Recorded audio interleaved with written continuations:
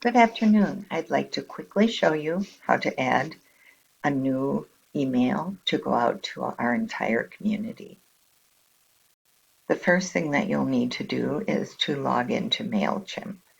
The username is always Kanoa Hills, and the password, I'm going to show it right here. It is capital C, small h, plus small h, 85622.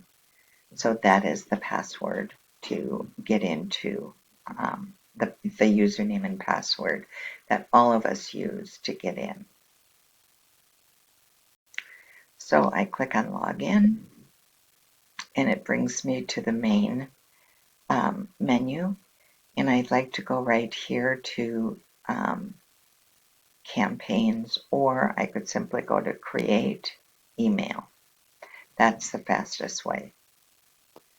So it first wants us to give it a name, and you can see from the drop-down box that there are plenty of different names that we've used before, but I'm just going to call this one Test Email or Video, but I'm not actually going to send it out.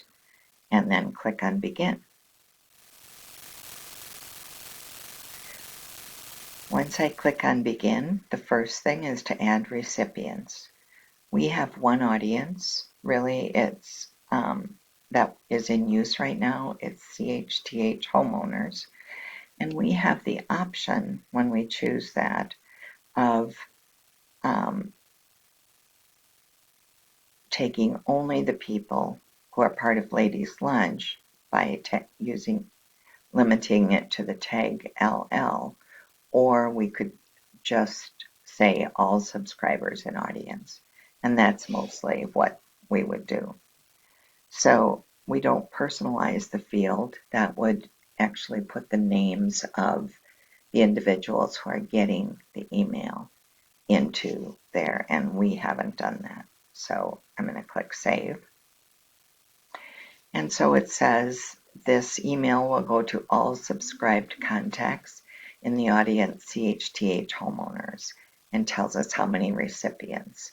And because a lot of our homeowners share email addresses, it's always less than the total number of homeowner files. So the next thing I'm going to do is edit from, and I just check to make sure that it's from mail@kanoahillstownhomes.org. That's where I would like it to be from, so I don't want to change that at all. And then the next thing I'm going to do is add a subject. The subject is what will show up in the email for your recipient, so you want it to be short and sweet. And I'm just going to say here, this is a test of the CHTH email system, period. I usually don't use preview text, which would appear after the subject line. And so we click on Save, and the next thing it wants is for us to design the content. So you have to design your email, and then you have to select one of these templates to do it with. And for most things, it's just nice to do this one column.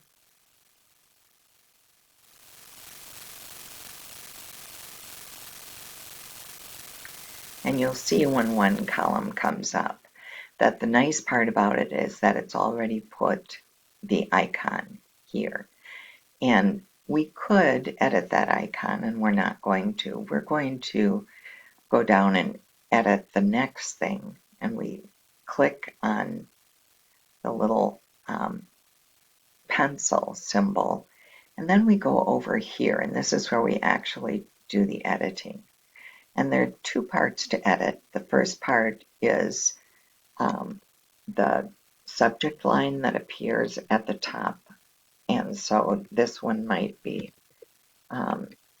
testing our email system. This is different than what shows up in the beginning. This actually shows up at the top of the email, not on the subject line. Then the next thing that we want to do is to put in some information. For example, I could say, here's a letter from the president testing our CHTH email system.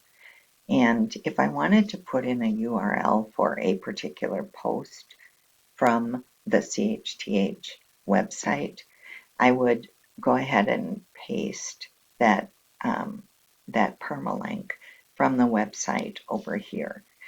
And then the thing that we almost always do is say the generic username and password for our neighborhood are this.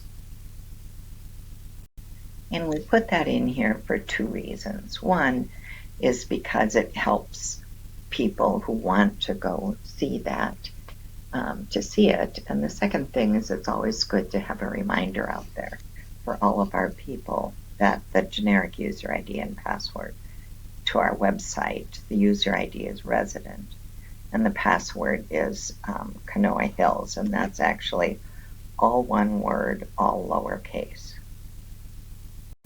So you can see on the left-hand side what the email is going to look like. It's giving you a preview.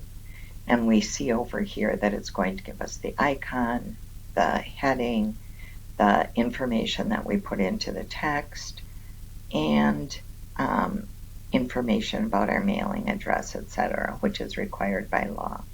One thing that we should do is go into this permalink and make sure that that is a clickable URL. I'll show you how to do that. The first thing I do is go over and copy, Control-C this link. And then I go up here to the link and I paste that same thing in here. And then I click Insert. And what that does is make sure that that's a clickable link. And you can see over here that it changed from just simple text to a link, a clickable link.